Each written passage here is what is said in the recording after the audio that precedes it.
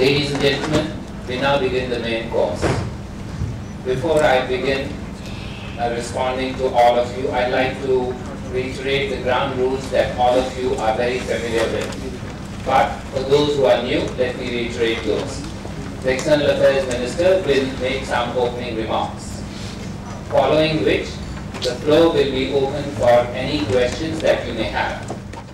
Given that there are more than 130 of you here, and we will have exactly 30 minutes for this interaction, we will only be able to take a few questions.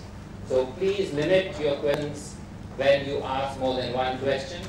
The norm that we follow is we choose what question to respond to. So please choose your questions very carefully. Also, given that we have the entire world to cover, what we will do is restrict questions to about 5 for each country. I think that's a fairly elaborate choice that you have, because we have in 30 minutes or so to cover the entire world. I hope those ground rules are clear to you. With that, I will request the External Affairs Minister to make her opening remarks. The External Affairs Minister. नमस्कार friends, आज हम लोग अपने मंत्रालय के 3 महीने के कार्यकाल का ब्यौरा आपके सामने लेकर हाजिर हुए। आप जानते हैं कि ये 3 महीने का कार्यकाल बहुत चुनौतियों से भरा हुआ रहा है। This tenure has been full of challenges. लेकिन मुझे खुशी है कि सभी चुनौतियों का बहुत सफलतापूर्वक सामना करते हुए हम लोग बहुत तेज गति से आगे बढ़े हैं। We have faced those challenges and we have moved forward. इन 3 महीनों में जो डिप्लोमेटिक इनिशिएटिव्स हमने लिए हैं, उससे पहले मैं एक फंडामेंटल, एक बुनियादी बात बताना चाहूंगी कि फॉरेन पॉलिसी और डिप्लोमेसी एक दूसरे का पर्याय नहीं होते। फॉरेन पॉलिसी होती है कि आपको क्या करना चाहिए। Foreign policy means what you should do, और डिप्लोमेसी होती है आपको कैसे करना चाहिए, how you should do. Policy तो सभी सरकारों की ये रही है कि पड़ोसियों से अच्छे संबंध रहने चाहिए, किसी भी फॉरेन पॉलिसी का ये मूल होता है। लेकिन डिप्लोमेसी कहती है कि आप ये कैसे करें। कैसे करें का मतलब है आप पड़ोसियों को यहाँ बुलाएं, आप पड़ोसियों के यहाँ जाएं, आप उन्हें हौसला दें, दुख में हो तो उनके दुख का निवारण करें, उन्हें आश्वस्त करें। और मुझे खुशी है कि ये सब हमने किया। और ये पहला मंत्रालय है मित्रों जिसने शपथ लेने के तुरंत बाद काम शुरू कर दिया, क्योंकि एक बड़ी पहल प्रधानमंत्री ने की थी कि स्वेरिंग इन सेरेमनी पे सभी सार्क के राष्ट्राध्यक्षों को, सभी हेड्स ऑफ स्टेट्स और गवर्नमेंट्स को उन्होंने बुलाया था। और मैं ये मानती हूं कि उनका बुलाना जितना महत्वपूर्ण था, उससे ज्यादा महत्वपूर्ण था उन लोगों का इस इनविटेशन को एक्सेप्ट करना और उनका यहां आना। उन सब ने निमंत्रण स्वीकार भी किया और वो सब आए भी। और इसीलिए मैंने कहा कि तुरंत बाद से हमारी डिप्लोमेसी शुरू हो गई, क्योंकि इधर शपथ ग्रहण समारोह संपन्न हुआ और उधर राष्ट्रपति के यहाँ रात्रि भोज हुआ सबके साथ। और बिल्कुल अगले दिन यानी चंद घंटों बाद ही 8 के साथ बायलैटरल्स हुए। यानी अपने कार्यकाल के पहले दिन प्रधानमंत्री ने और मैंने 8 राष्ट्राध्यक्षों के साथ द्विपक्षीय वार्ता की। ये हमारी शुरुआत थी। उसके बाद इस नीति को आगे बढ़ाने के लिए कि पड़ोसी देशों के साथ संबंध अच्छे होने चाहिए, हमने जब प्रधानमंत्री की यात्रा तय की तो पहली यात्रा तय की भूटान की, जहां मैं और प्रधानमंत्री इकट्ठे गए। उसके बाद जो मैंने अपनी स्टैंड अलोन यात्रा तय की अकेले विदेश मंत्री के तौर पे, वो यात्रा तय की बांग्लादेश की। उसके बाद जो मैंने तीसरी यात्रा तय की अपनी, वो नेपाल की। और मेरे चंद दिनों बाद प्रधानमंत्री की नेपाल की यात्रा। और अब 2 दिन बाद मैं अफगानिस्तान जाने वाली हूं। यानी सार्क के 4 देश हम 3 महीने के भीतर भीतर कर रहे हैं। दूसरी हमारी पॉलिसी का एक बड़ा प्रिंसिपल था लुक ईस्ट, जो अटल जी के समय शुरू हुआ था, और हम कहते थे कि हमारी पॉलिसी का दूसरा खंबा है लुक ईस्ट। अपनी इस पॉलिसी को हमने कैसे पूरा किया? लुक ईस्ट को सामने रखते हुए मेरी म्यांमार की यात्रा हुई, सिंगापुर की यात्रा हुई, वियतनाम की यात्रा हुई, प्रधानमंत्री जी की जापान की यात्रा हुई, हमारे उपराष्ट्रपति जी की चीन की यात्रा हुई, और ऑस्ट्रेलिया के प्रधानमंत्री भारत आए, और उससे पहले सिंगापुर के विदेश मंत्री यहां आए थे, चीन के विदेश मंत्री यहां आए थे। तो जैसे मैंने कहा कि डिप्लोमेसी का मतलब है उन्हें बुलाओ और स्वयं जाओ, तो हमने जाना भी किया और उनका बुलाना भी किया।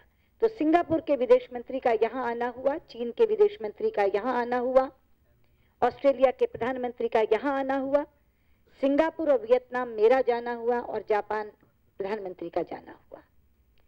उसके बाद तीसरा हमारा खंबा है गल्फ, खाड़ी के देश, क्योंकि 70 लाख लोग हमारे भारत के वहां काम करते हैं। $40 बिलियन से ज्यादा हमें विदेशी मुद्रा वहां से मिलती है, और हमारी एनर्जी का लगभग 60% हिस्सा इन देशों से आता है। गल्फ में मुझे ये बताते हुए खुशी है कि पहले विदेश मंत्री जो सुल्तान का संदेश लेकर आए इस सरकार के बनने के बाद, वो ओमान के थे।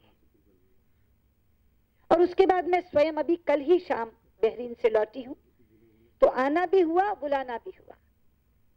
ओमान के विदेश मंत्री आए, सुल्तान का संदेश लेकर आए, और मैं स्वयं बहरीन होकर आई। उसके बाद लैटिन अमेरिकन कंट्रीज, इस बार एक संयोग बना कि ब्रिक्स की मीटिंग ब्राजील में हुई। प्रधानमंत्री वहां गए, लेकिन केवल चीन के राष्ट्रपति से, रूस के राष्ट्रपति से या साउथ अफ्रीका के राष्ट्रपति से नहीं मिले। लैटिन अमेरिका के 11 देशों के लीडरान से प्राइम मिनिस्टर की वहां मुलाकात हुई। ये लैटिन अमेरिकन कंट्रीज। अफ्रीका, आमतौर पर वो समझते हैं कि हम उपेक्षित हैं, लेकिन अफ्रीका से युगांडा के विदेश मंत्री, जो इस समय यूएनजीए के प्रेसिडेंट भी होने वाले हैं, अभी 2014 में वो लेंगे, वो भारत आए, और हम एक बहुत बड़ी इंडो अफ्रीका समिट करने वाले हैं। अभी तक उसमें 17 देश बुलाए जाते थे। हमने तय किया कि इस बार हम सभी 54 देश, all the 54 African countries will be invited to that Indo Africa summit. ये हम लोगों ने तय किया अफ्रीका के बारे में। अमेरिका, अभी यूएनजीए में हम लोग का जाना होगा, लेकिन आपको मालूम है कि प्रेसिडेंट ओबामा ने स्पेशली इनवाइट किया है प्राइम मिनिस्टर मोदी को, और 30 सितंबर को वॉशिंगटन में पीएम मोदी और प्रेसिडेंट ओबामा की मीटिंग होगी। तो मेरा ये कहना है कि इतना प्रोएक्टिव काम 3 महीने में मिनिस्ट्री ने किया, और इसके साथ साथ स्ट्रॉन्ग मैसेजेस दिए। जब चीन के विदेश मंत्री यहां आए तो उनको मैसेज दिया कि we believe in one China policy, you should also believe in one India policy. America के विदेश मंत्री जब जॉन कैरी यहां आए तो उन्हें संदेश दिया कि आप हमें दोस्त भी कहते हैं और हमारी जासूसी भी करते हैं, this is unacceptable to us. Pakistan के हाई कमिश्नर ने जब सेपरेटिस्ट को दावत दी तो हमने संदेश दिया, either you talk to them or you talk to us. इन सब चीजों से एक चीज उभर कर आई कि गवर्नमेंट बहुत स्ट्रांग है, सरकार बहुत मजबूत है। लेकिन इस सरकार का बिल्कुल साथ ही एक कोमल चेहरा भी उभर के आया। सरकार बहुत संवेदनशील है। जब यूक्रेन से हमने 1000 लोग छात्रों को निकाला, 1000 students have been evacuated from Ukraine. Iraq से हमने 6593 6593 citizens have been evacuated from Iraq, जिसमें से 5589 को हमने अपनी टिकटें देकर निकाला। 5589 were provided air tickets from the embassy. Libya में हमने 3183 नागरिकों को निकाला। 3183 citizens were evacuated from Libya, जिसमें से 1188 को हमने एयर टिकट्स देकर निकाला। ये सरकार का एक संवेदनशील चेहरा था। अगर सरकार स्ट्रांग है तो साथ ही सेंसिटिव भी है। तो 3 चेहरे मैंने आपको दिखाए, प्रोएक्टिव चेहरा, सेंसिटिव चेहरा और स्ट्रांग चेहरा।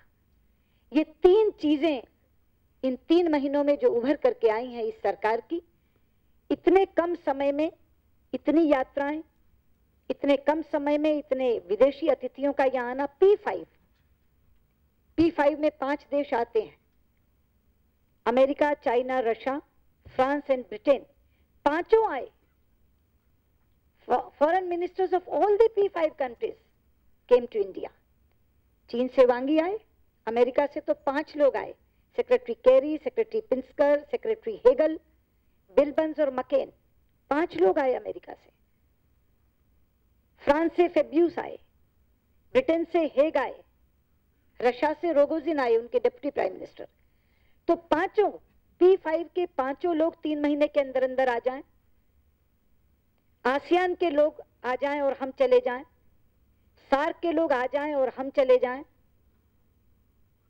और ब्रिक्स जैसा multilateral forum prime minister attend करके आए, और आसियान रीजनल फोरम और ईस्ट एशिया समिट और आसियान प्लस इंडिया मैंने अटेंड किया म्यांमार में, जहां 27 देशों के विदेश मंत्रियों से मेरी मुलाकात हुई, जिनमें 11 देशों के फॉरेन मिनिस्टर्स ने मुझसे बायलैटरल मांगी और 11 के 11 को मैंने बायलैटरल दी। तो 3 महीने के अंदर इतना काम, कई बार लोगों को लगता है ह्यूमनली इम्पॉसिबल है, लेकिन ये हुआ है। तो ये सरकार का एक प्रोएक्टिव चेहरा है। 3 मैसेजेस मैंने आपको बताए, वो सरकार का एक स्ट्रांग चेहरा है, और जिस तरह से हमने लोगों को निकाला वो सरकार का एक सेंसिटिव चेहरा है। इसके अलावा हमारा एक इंटरफेस भी है मिनिस्ट्री का, वो है पासपोर्ट। और मुझे खुशी है आपको ये बताते हुए कि जिस समय मैंने पासपोर्ट, जब ये मिनिस्ट्री मैंने टेक ओवर की, उस समय पासपोर्ट को मैंने देखा तो 5,37,000 बुकलेट्स की शॉर्टेज थी। 5,37,000 बुकलेट्स वर शॉर्ट। बुकलेट्स ही नहीं थी, लोगों को पासपोर्ट कैसे मिलता? आज के दिन मैं कह सकती हूँ 0 शॉर्टेज है।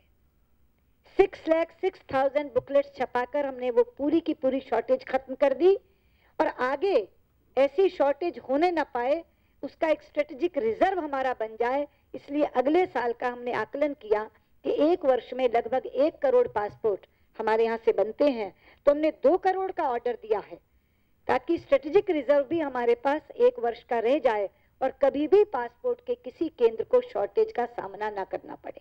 तो 2 करोड़ का ऑर्डर देके हमने पासपोर्ट को स्ट्रीमलाइन किया है।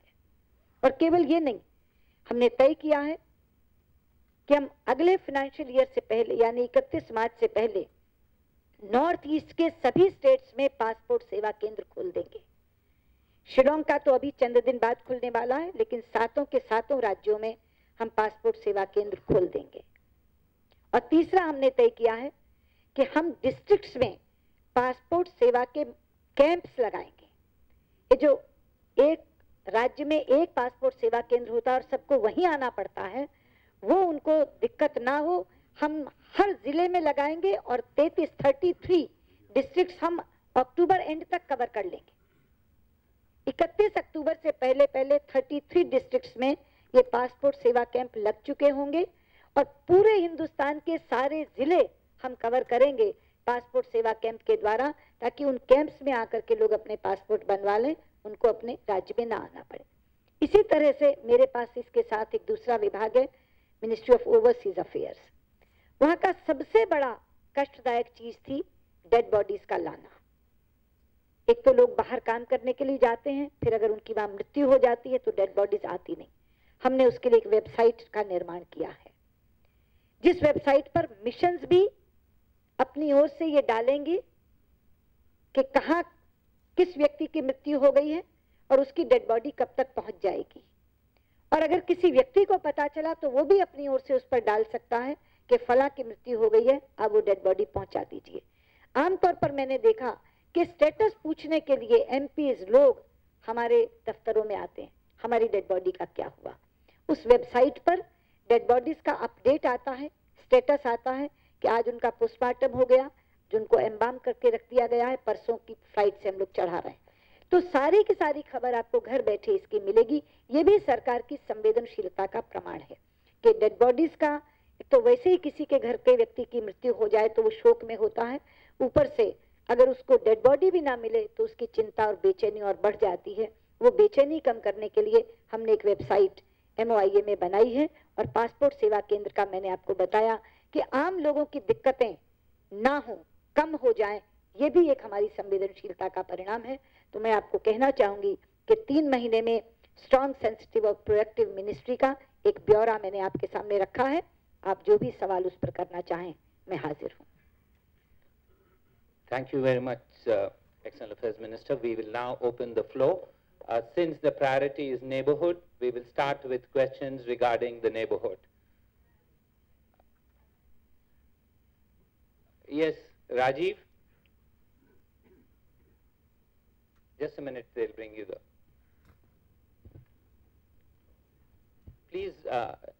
Please identify yourself. Rajiv Sharma, Right Purpose Post. Sushma ji, before I ask my one-liner question, an important correction will be in order. You said Loki's policy was started by Vajpayee government. Actually, it was started by Narasimha Rao government in 1991. Now, my one-liner question. It was titled and articulated as Lookist during Jaswant Singh's time. Now, my question. Would you list out your 3 most important achievements on the foreign policy front and the most important work to do? Thank you. I think I've already enumerated that. 3 things I've already enumerated. Focus on neighborhood, rescue operations, that means caring government, strong government, proactive government. These are the 3 phases of the government. And I've listed all the achievements.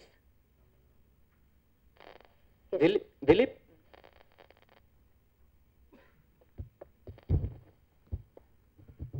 Sushma ji, मैं दिलीप तिवारी हूं जी news से। मेरा सवाल ये कि आपने कहा कि आपने एक स्ट्रांग मैसेज दिया है, खासतौर पर पाकिस्तान की अगर आप बात करें कि हुर्रियत लीडर से उन्होंने मिलकर एक विश्वास तोड़ा है। मेरा सवाल ये है कि UNGA की विजिट के दौरान क्या प्राइम मिनिस्टर नरेंद्र मोदी और प्राइम मिनिस्टर नवाज शरीफ की साइडलाइंस में कोई मुलाकात संभव है? क्योंकि हाल के दिनों में उन्होंने आम की पेटियां भी भेजी थी प्राइम मिनिस्टर को और आपको भी भेजी थी। जैसे स्थितियां बनेंगी, जैसे स्थितियों का निर्माण होगा, उसी तरह से हम रिस्पॉन्ड करेंगे। पहले से कोई चीज तय करके नहीं जा रहे हैं। Manish? Please, just be patient. I'll give everybody a chance. Manish?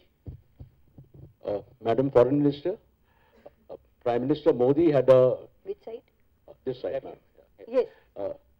Prime Minister Modi had a fairly successful visit to Japan recently, and now India is going to be hosting Chinese President Xi Jinping later this month. What are India's broad expectations from the forthcoming visit of the Chinese President? Thank you. We have very good relationship with China, but I must articulate that our relationship is that of cooperation and competition. But when Prime Minister Modi met President Xi Jinping in Fortaleza, they had very good equation, very, very good equation. And I think the outcomes of this visit will be substantial and solid. Yes, just a minute, yeah. Sushma ji, Raman from news 24। Yes. जब से बातचीत शुरू हुई है नई सरकार के आने के बाद, सीज फायर वायोलेशन भी काफी ज्यादा हुई है, चाहे पाकिस्तान की तरफ से कहें या चाइना की तरफ से कहें। इसे रोकने के लिए सरकार की तरफ से क्या कार्रवाई आगे की जाएगी?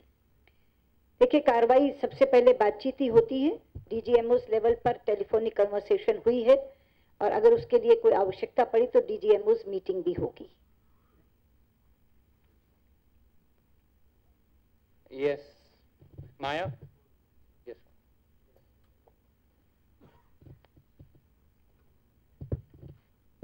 Ma'am, Maya Mirchandani from NDTV. The floods in Kashmir seem to have provided an opportunity for the Prime Minister to once again make an overture, as it's being seen, to Nawaz Sharif of Pakistan. So following up from that, are you disappointed with Nawaz Sharif's response, and is that likely to impact the possibility of a meeting in New York later this month?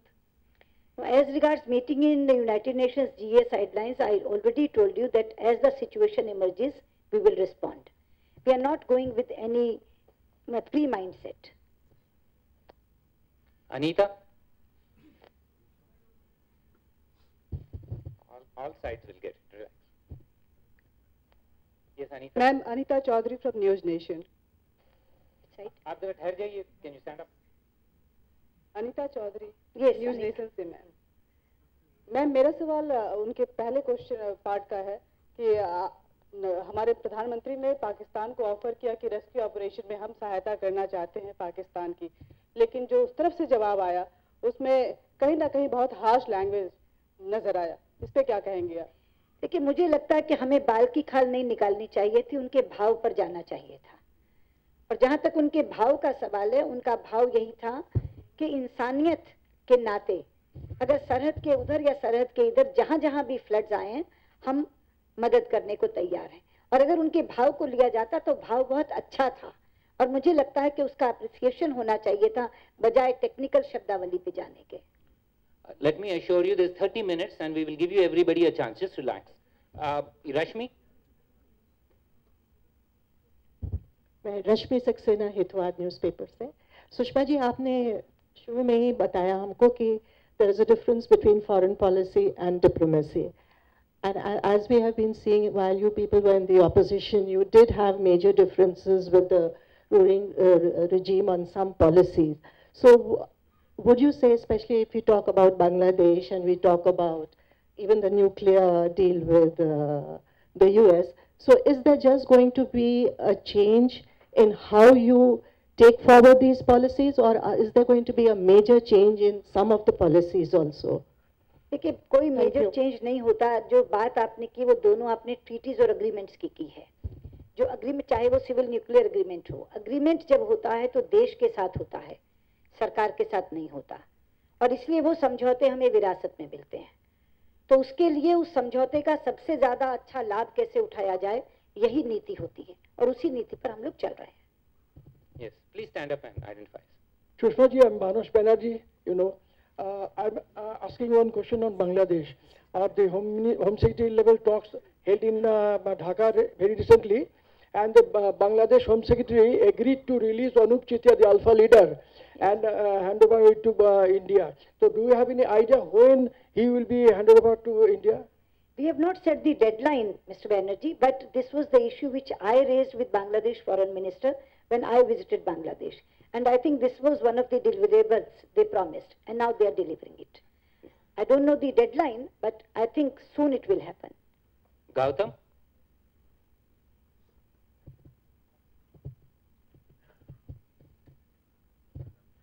Ma'am, this is Gautam Lahiri from Pratidin newspaper, Bengali. Yes.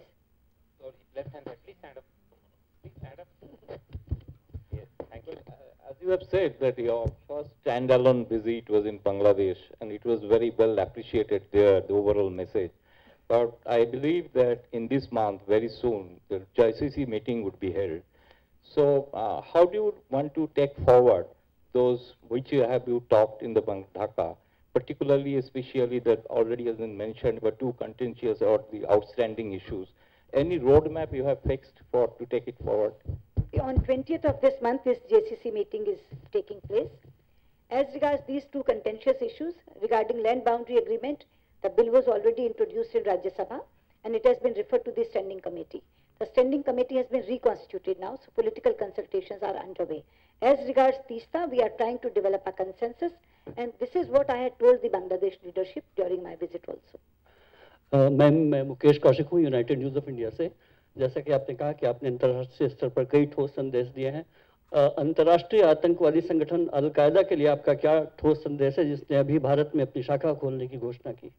देखिए, जहाँ तक al Qaeda का सवाल है, मैं अकेला करके नहीं देखती, मैं सभी टेररिस्ट आउटफिट्स के लिए कहती हूँ कि भारत की नीति बहुत ही स्पष्ट है. हम हर तरह के आतंकवाद के खिलाफ हैं. जो आतंकवादी हमारे देश में काम कर रहे हैं उनके भी, जो ग्लोबली काम कर रहे हैं उनके भी. जहाँ तक अल-कायदा की धमकी का सवाल है, बहुत सीरियस नोटिस सरकार ने इस बात का लिया है, और पूरा संज्ञान लेकर के हम लोग इसका काम करेंगे. Mr. Venkat? Sushma ji, vanakkam. The Sri Lankan Tamil issue, especially I just want to bring it your notice regarding the Tamil Nadu fishermen issue.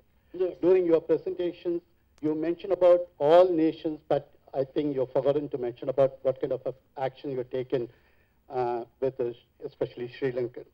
with Sri Lanka regarding Tamil fishermen. Even your presentation didn't throw anything about the fishermen. One minute. Can you just give me for the last 3 months, what kind of action has been taken to find a solution for the Tamil fishermen?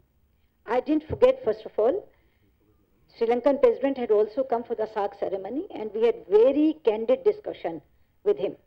The Prime Minister talked to him about the 13th Amendment implementation also. And after that, the Foreign Minister of Sri Lanka, Mr. Paris, also came and had bilateral meeting with me. In both the meetings, we raised this issue of Sri Lankan Tamils. Dr. Awad? Good afternoon, ma'am. Dr. Awad from SANA, South Asia Bureau Chief. I just wanted to know your involvement in the Arab world. You spoke of West Asia and the involvement. Now, taking in consideration the threat from the ISIS and the Al-Qaeda for both the countries, what is your expectation and how you will address this issue in the security part of it, please? Thank you. See, as regards security point of view, as I answered another question, that we are against terrorism and extremism in any way. As regards Arab world, I already told in my introductory remarks that they are very, very important to us. We attach high importance to the Arab world because 7 million Indians are working there.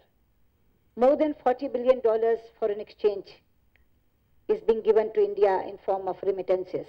And our energy needs are also fulfilled by them. So we attach high importance to the Arab world. Ranjit? Ranjit Kumar, मैं Navbharat times से बोल रहा हूँ। सुषमा जी, अभी आपने कहा कि जो समझौते परमाणु समझौते को लेकर के विरासत में मिले हैं उनका पालन किया जाएगा, लेकिन इसमें न्यूक्लियर लायबिलिटी लॉ आड़े आ रहा है। क्या उसके मद्देनजर आप इस कानून में कोई संशोधन करेंगे? न्यूक्लियर क्या आड़े आ रहा है? न्यूक्लियर लायबिलिटी लॉ एक बहुत बड़ा मसला है भारत और दूसरे देशों के बीच परमाणु सहयोग समझौतों को लागू करने में। तो क्या उनके मद्देनजर इस कानून में किसी तरह की समीक्षा करेंगे, कोई संशोधन करेंगे? नहीं, उसमें हमने पहले ही सप्लायर्स लायबिलिटी डाला हुआ है और हमारे आग्रह पर वो चीज़ डली थी और वो हमने उनको समझा दिया कि हमने सप्लायर्स लायबिलिटी क्यों डाला है, क्योंकि हमारे यहाँ भोपाल त्रासदी जैसे कांड हुए थे और इसीलिए जो रूल्स बन रहे हैं उसमें वो है, ऑलरेडी है, हमारे आग्रह पर ही डाला गया था वो। Padma Rao? Madam Swaraj, I'm Padma Rao Sundarji. I write for... Yes, I write for Die Welt, Germany. You met today with the German Foreign Minister, Frank-Walter Steinmeier. Ma'am, Mr. Steinmeier was recently noted as saying that his country intends to supply weapons to the Kurds who are fighting against the ISIS movement. And at the same time, as my colleagues raised to you, we have a threat from the Al-Qaeda. Between Germany and India exists a strategic relationship. Yes. One core element of it is regional security, which has been told to me several times by the Germans. Did you discuss this aspect at all in your meeting with him today? And did he offer any kind of assistance or help in countering terrorism foisted in Pakistan and as well as the threat from the Al-Qaeda?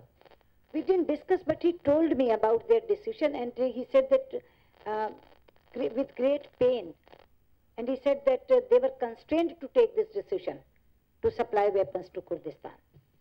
This is what he told me. I didn't raise the issue, but he thought that it will be better if he tells me. So he told me about this, that they have decided this, that they want to send weapons to Kurdistan, but he says that we are very pained to take this decision. This is what he said. No, this issue was not discussed. Only this much, sending weapons to Kurdistan, but he says they were constrained to take this decision. Ranjana? Ma'am, this is Ranjana from IANS.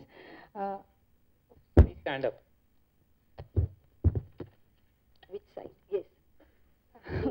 Ma'am, what is the situation of the Indians who are in Mosul, the workers who were kidnapped? What is the latest on them? They are still in captivity.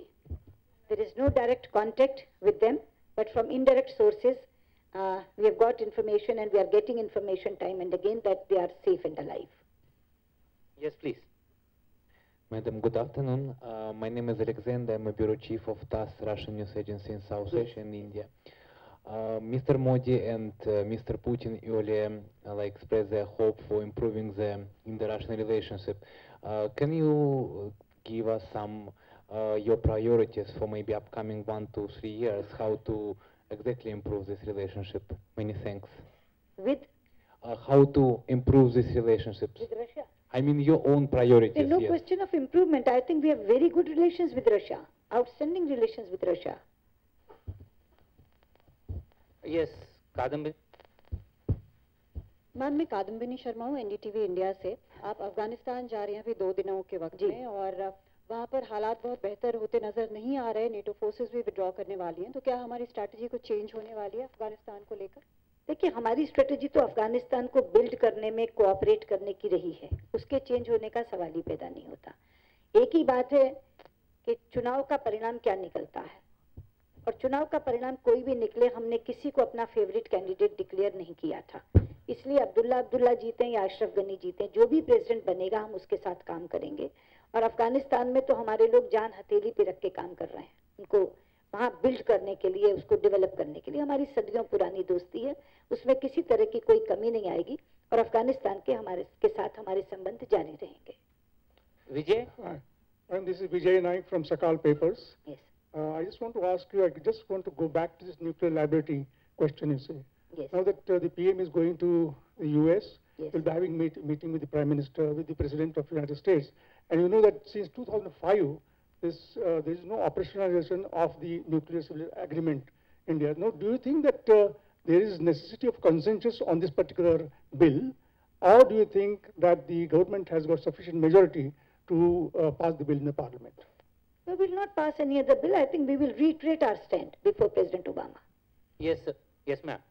Ma'am, I'm Stacey Yu from Hong Kong Phoenix TV, and sorry, I don't understand Hindi quite well, but I only catch some specific words because you mentioned about one India policy, and we see that Xi Jinping is coming. So can you tell more about the concept about one India and how India is going to raise this when Xi Jinping comes? When they raise with us the issue of Tibet and Taiwan, we appreciate their sensitivities. So we also want that they should understand and appreciate our sensitivities regarding Arunachal. Yes. Please stand up. I'm Rima Sharma from DUI 365 News Channel from Assam. My question is that you've been to Dhaka, and it was a great opportunity to talk about the illegal migration. And we are expected you will talk about these things, but you are not. What is the region? And next, my next question is... One question. That's it. Fake currency from the Bangladesh is very much supplied to the through Northeast to the entire country. Not the question of fake currency, but the issue of illegal immigration was discussed, certainly discussed with the Prime Minister Sheikh Hasina. Yes, sir. Yes. Please answer. Sushma ji, Shankar Animesh हूँ focus news से। आपने शुरुआत में कहा कि किस तरह से शपथ ग्रहण के दौरान सारे राष्ट्राध्यक्षों को आपने बुलाया था, लेकिन पाकिस्तान के प्रति जो पूरी सरकार की नीति है, मुझे लगता है उसमें बड़ा फ्लॉ है। इलेक्शन कैंपेन के दौरान आप लोग कहती थी कि पाकिस्तान से बातचीत नहीं होना चाहिए, उसके बाद फिर आप लोगों ने बातचीत शुरू की, फिर बीच में बंद कर दिया। तो क्या अभी फलों का मौसम तो नहीं है? प्रधानमंत्री ले जाएंगे कुछ सेब वगैरह वाशिंगटन? पहली बात, कोई फ्लॉ नहीं है। सरकार की नीति चुनाव के बाद शुरू हुई है, और सरकार की नीति पहले दिन से ये शुरू हुई कि जब हमने सार्क के लोगों को बुलाया तो उसमें पाकिस्तान को भी न्योता दिया, और पाकिस्तान के प्रधानमंत्री आए और बहुत अच्छी और खुली बातचीत हुई। प्रधानमंत्री ने उनसे कहा कि आप वाघा अटारी बॉर्डर पर व्यापार शुरू करिए, क्योंकि उसका एग्रीमेंट पहले हो चुका था, वो अभी तक शुरू नहीं कर पाए। प्रधानमंत्री नवाज शरीफ ने चाहा कि फॉरेन सेक्रेटरी लेवल डायलॉग शुरू होना चाहिए। हमारे प्रधानमंत्री ने कहा बिल्कुल शुरू होगा, हमारी फॉरेन सेक्रेटरी आपके फॉरेन सेक्रेटरी से बात करेंगी। उनके वादे के मुताबिक हमारी फॉरेन सेक्रेटरी ने उनके फॉरेन सेक्रेटरी से बात की, तिथि तय हुई, स्थान तय हुआ, और स्थान भी इस्लामाबाद का तय हुआ। तिथि 25 अगस्त की तय हुई, लेकिन उससे पहले मुझे नहीं मालूम कि उनके हाई कमिश्नर को क्या जरूरत पड़ी थी कि उन्होंने अलगाववादियों से बुला के बात की, खुद न्योता दिया उनको बुलाने के लिए। क्यों उन्होंने डीरेल किया, क्या उन्होंने अचीव किया, हमें मालूम नहीं, लेकिन बिल्कुल कोई फ्लॉ नहीं है। हमने बिल्कुल साफ उन्हें कहा उस दिन भी कि अगर आप इनसे बात करेंगे तो हम टॉक्स कॉल ऑफ करेंगे, अगर आप इनसे बात नहीं करेंगे तो टॉक्स जारी रहेंगी। उन्होंने बात की, इसलिए ये बात बंद हो गई। तो इसमें फ्लॉ कहाँ है? ये एक्सपेक्ट करना पाकिस्तान से कि वो हमारे अंदरूनी मामलों में दखल न दें, कोई गलत बात नहीं है, बहुत सही बात है, लेकिन उसके बाद भी वो आगे बढ़े, तो इसलिए बातचीत बंद हुई। गुड इवनिंग मैम, मैं मनीष झा हूँ इंडिया टीवी से। जी। मैम आपने खुद ही कहा कि एक के बाद एक 5 सेक्रेटरी अमेरिका से यहाँ पर आए जी। अमूमन पहले देखने को मिलता था कि जैसे ही सरकार बनती थी लोग यहाँ से अमेरिका जाते थे, तो आप क्या मानते हैं क्या कारण है? आपकी सरकार की स्ट्रेंथ और पावर बढ़ी है या फिर अमेरिका भारत को एक बड़े बाजार के तौर पर देख रहा है और इसको एक अपॉर्चुनिटी के रूप में ले रहा है? देखिए, दो चीजें हैं। सबसे पहले तो ये कि क्योंकि इंडिया लार्जेस्ट डेमोक्रेसी है और पहली बार 30 वर्षों के बाद एक बहुमत वाली सरकार आई है, ये अपने आप में खासतौर पे डेमोक्रेटिक कंट्रीज के लिए अचंभा भी है, आश्चर्य भी है और उनके लिए प्रसन्नता का माध्यम भी है। और दूसरा, जैसे मैंने कहा कि स्ट्रांग गवर्नमेंट है, तो उन लोगों को लगता है कि बहुत संभावनाएं हैं भारत में और इतना बड़ा एम्बिशियस एजेंडा इन्होंने रोल आउट किया है, तो हमें जाकर के मिलना चाहिए और इसीलिए वो लोग आए। और तीसरी एक और बात है कि विश्व में प्रधानमंत्री की छवि एक लोकप्रिय नेता के रूप में उभर रही है।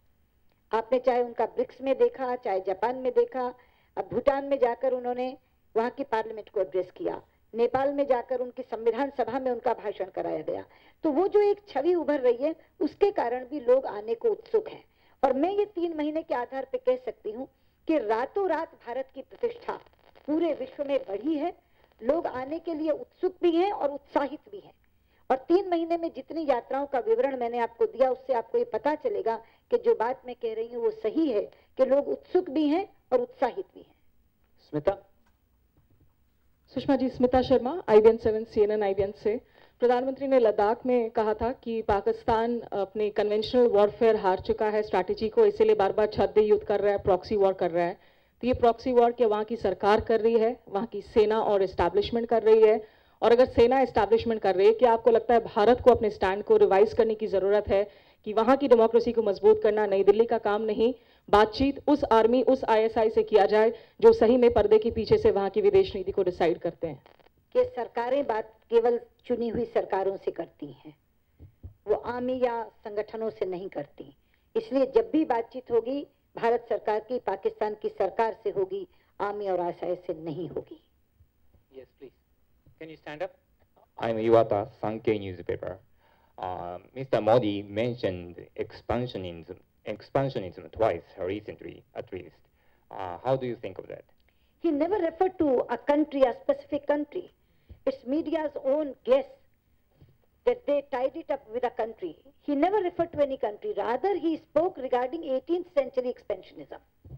He specifically spoke about 18th century. Yes, please. My name is Abhilash Khandekar. I am right in front of you. Yes, Abhilash. You have been LOP for 5 years and you have raised many issues regarding Pakistan during the 5 years. How do you see the normalization of relation in Pakistan in near future, considering the troubles in Pakistan? And do you really think that there are certain measures which Government of India can take to normalize things across the border, despite all the efforts that have been done in the last 3 months? Abhilash, the government had already taken an initiative, and which was very bold and unique, inviting all the SAARC leaders, including the Prime Minister of Pakistan. And as I told earlier, that the Prime Minister Modi, he told Prime Minister Sharif that you start trade on the Wagah-Atari border. That was another initiative. Then resumption of dialogue at the Foreign Secretary level was third initiative. Who derailed this initiative? It's Pakistan. Yes, ma'am. Sushma ji, Smita Mishra on you front. बोलिए। सुषमा जी, मेरा जो सवाल है वो प्रधानमंत्री के Japan और नेपाल दौरों पर फोकस है। इन दोनों दौरों में हमें देखने को मिला कि प्रधानमंत्री ने बहुत अच्छी बातें की जो दोनों देशों की जनता को पसंद आएगी। कल्चरल टाइज की बात, स्पिरिचुअलिज्म की बात, गर्मजोशी बहुत दिखाई दी, बहुत घूमना फिरना हुआ। लेकिन ये टिप्पणी की जा रही है उसके बाद एक्सपर्ट्स की तरफ से कि जो ठोस, जो सब्सटैंशियल गेम्स होने चाहिए दौरे के एक मजबूत नेता के जाने पर, जैसे जापान में जो सिविल न्यूक्लियर एग्रीमेंट है उस पर बात नहीं बनी, नेपाल में पावर को लेकर, ऑयल पाइपलाइन को लेकर कुछ ठोस होना चाहिए था, नहीं हुआ। तो is it just a lot of good gestures और shall we expect something more? जी बिल्कुल ऐसा नहीं है, बहुत ठोस बातें हुई। जैसे नेपाल में उन्होंने कहा था PTA और PDA 45 दिन में हो जाएगा, तो PTA 45 दिन में हो गया, इनिशियल कर दिए गए हैं, और PDA बहुत जल्दी कंक्लूड हो जाएगा। ये दोनों बहुत ठोस चीजें हैं। जहाँ तक जापान का सवाल है, ठीक है, सिविल न्यूक्लियर नहीं हो पाया, बहुत से एग्रीमेंट्स में कुछ समय लगता है, लेकिन 6 एंटिटीज को उन्होंने फॉरेन एंड यूजर्स लिस्ट से निकाल दिया। ये अपने आप में बहुत ठोस बात हुई है। और इसके अलावा अभी तक भारत ने बिलियन और मिलियन सुना था, पहली बार ट्रिलियन सुना है। इतना बड़ा आर्थिक सहयोग जो जापान से हुआ वो बहुत ठोस प्रमाण है। Maria? Yes, good afternoon. My question is regarding the Italian Marines. I'm Maria Grazia Cogiola from the Italian news agency ANSA. Today the Supreme Court asked to the center an opinion about the possibility to send one of the Marine in Italy for health reason. I know that the matter is sub judice, but Italy recently is asking for a dialogue, a diplomatic dialogue about the issue. And I would like to ask, what do you think about this possibility? Thank you. As regards Marine's application in the Supreme Court, we are not opposing that application on humanitarian grounds. If the court decides to give him this bail and they allow him to go to Italy, we will not oppose that. As regards diplomatic dialogue, because the case is already in the court, so it cannot be settled by diplomatic dialogue. You have to go through the judicial process. Yes. मैं बालकृष्ण हूँ आज तक से। जी। पाकिस्तान से बातचीत के बारे में आपने कहा कि बातचीत रद्द हो गई, हम लोगों की तरफ से हमने रद्द कर दी। उसके बाद पाकिस्तान की तरफ से ये जवाब आया कि हुर्रियत के नेताओं से बातचीत करना कोई नई बात नहीं है। लेकिन मेरा सवाल है कि आगे का रास्ता क्या है? क्या बातचीत दोबारा तभी शुरू होगी कि ये शर्त होगी भारत की तरफ से कि पाकिस्तान हुर्रियत के नेताओं से बातचीत नहीं करे? देखिए, डिप्लोमेसी में कभी भी पूर्ण विराम नहीं लगता। There is no full stop in diplomacy, it's always comma और सेमीकोलन। तो इसीलिए हमेशा उस सब के बाद आदमी आगे बढ़ता है। डिप्लोमेटिक जर्नी में फुल स्टॉप्स कभी नहीं आते। Mr. Venkat Narayan? Yeah, Madam Minister, you're going to the US and the Prime Minister is going to address the UNGA and meeting the President of the United States. For the last 20 years, we've been trying to become a permanent member on the Security Council, but we haven't gotten anywhere. Now that we have a strong government, as you put it, do you have any particular ideas in your mind how to push forward, and what are the chances of our getting a permanent seat on the Security Council? Thanks. The efforts are on. We will be meeting, the G4 countries will be meeting. As you know that there is a G4 group, Germany, Japan, Brazil and India. So we will be meeting on the sidelines of UN, and next year, 2015, is the 70th anniversary of United Nations. So we would like to see that in 2015, the United Nations Security Council gets expanded and India becomes a permanent member. Shobha?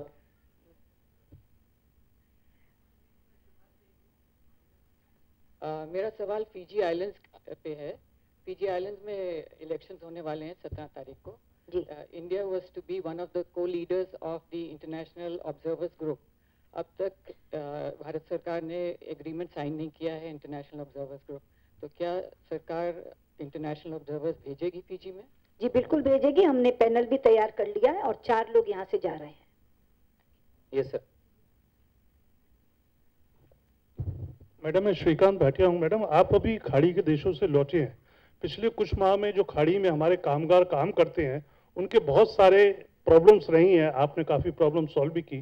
जो उनका नियोक्ता यहाँ से उनको भेजता है, तो उस समय जो उनके साथ एग्रीमेंट करता है, क्या उसमें सरकारी हस्तक्षेप या उनके ऊपर कोई नियंत्रण की ऐसी बात है कि उनको वहाँ पे काम करने में और काम करने के पश्चात अगर कोई ऐसी समस्या आती है कि उनको उस देश से निकाला जाता है या किसी कारण उससे निकलना पड़ता है, कुछ कठोर नियम बनाने की जरूरत है उन नियोक्ताओं के खिलाफ जो उनको वहाँ भेजते हैं? और क्या ऐसी एजेंसी जो काम कर रही है हिंदुस्तान में, उन पर लगाम लगाने की जरूरत है जो ओवरसीज मार्केट में स्टाफ को सप्लाई करते हैं? जी बिल्कुल, लगाम लगाने की भी जरूरत है, कठोर नियम बनाने की भी जरूरत है। और जो 1983 का कानून है वो इसमें सक्षम नहीं है, और इसीलिए हम लोग उस कानून को अमेंड करके बिल्कुल नया कानून ला रहे हैं। केवल उसमें संशोधन नहीं कर रहे, बिल्कुल एक नया कानून ला रहे हैं। बिल तैयार है, कोशिश मेरी होगी कि अगले सत्र में ही मैं उस कानून को ले आऊं। Kalyani?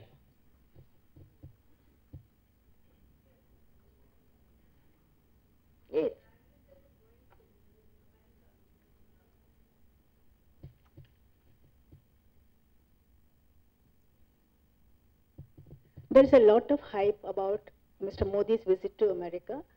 What are your expectations from the visit, and what is going to be on the agenda on the bilateral talks with Obama? And the third one, I know he's saying no, third question. The third one is about there have been some kind of soaring of relationship after the Devyani Khobragade case, all that. So do you expect the differences to narrow down during this visit? Thank you. Your first question I'll answer because Akbar gave me the liberty to choose one of them. Even if you ask 3 questions, I have to choose one of them. Your first question covers all the things. Yes, we will try to realize the full potential between the 2 countries. That means we'll talk about infrastructure, we'll talk about manufacturing, we'll talk about defense cooperation, we'll talk about security cooperation, all the wide range of issues we will talk with Obama. Krishna Prasad. Sir. Yeah.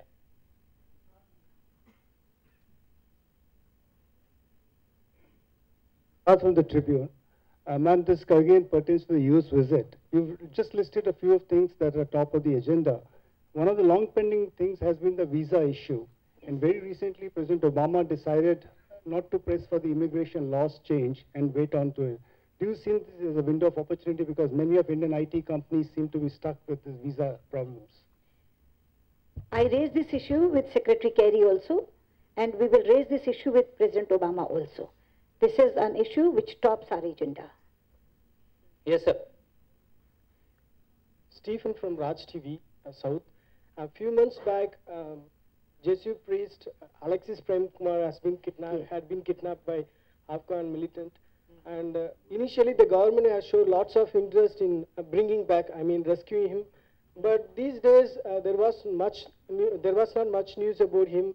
And what was the last action taken by India? See, efforts are on. We are trying our best to get him released. And I can tell you that he is alive, he is safe, and we are trying our best to get him released. Sheila? I'm Sheila Bhatt from Rediff.com and Endeavour. Ma'am, Prime Minister is visiting America now. A lot of things are talked about it. And you are also saying that your government is very strong and sensitive also at the same time, and certain things that you have said. But still, as a journalist who have reported UPA also, can you again answer please that what will be the fundamental difference in the Indian government under Narendra Modi and under your leadership, a different approach to Indo-US relation than compared to UPA? This time a strong government will be talking to Obama. Victor? That will make all the difference. Yes. Victor Mallet, Financial Times, over here. Yes, please. How does India see the possible independence of Scotland and the breakup of the United Kingdom? Breakup of United Kingdom? The possible breakup of the United Kingdom. I don't think any possibility of that. God forbid it shouldn't happen. If Scotland votes for independence, that is a possibility. It's for Scotland to decide. I have nothing to say on this, please. Last 2 questions. Yes, ma'am.